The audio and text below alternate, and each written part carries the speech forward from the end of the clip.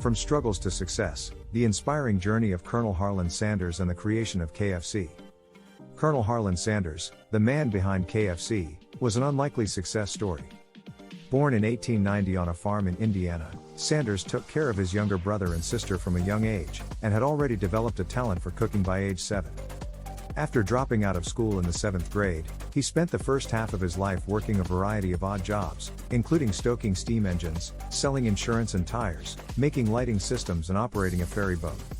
In 1930, Sanders acquired a service station in Corbin, Kentucky and began serving classic Southern dishes to travelers.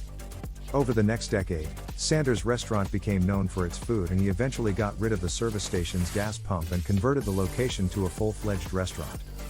His breakthrough came in 1939 when he found that frying his chicken and its signature 11 herbs and spices in a new device, a pressure cooker, resulted in the ideal consistency he had been looking for.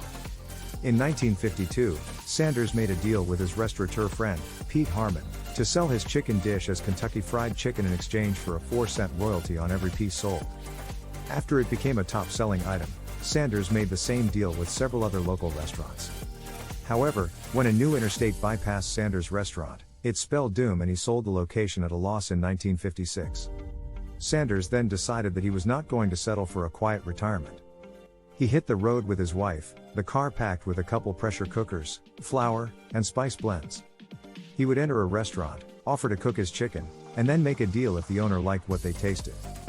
By 1963, Sanders was fielding franchise requests without having to put in the legwork, and had more than 600 restaurants across the US and Canada selling Kentucky Fried Chicken. That October, he was approached by John E. Brown Jr., an aggressive young lawyer and a venture capitalist named Jack C. Massey who wanted to buy the franchise rights.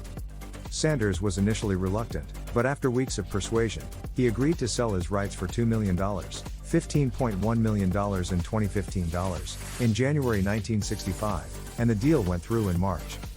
Today, KFC is a global brand with thousands of locations in over 150 countries, and the chain's success can be attributed to its unique recipe for fried chicken, strong brand recognition, and effective marketing campaigns. And all of this started with an unlikely entrepreneur and chef, Colonel Harland Sanders.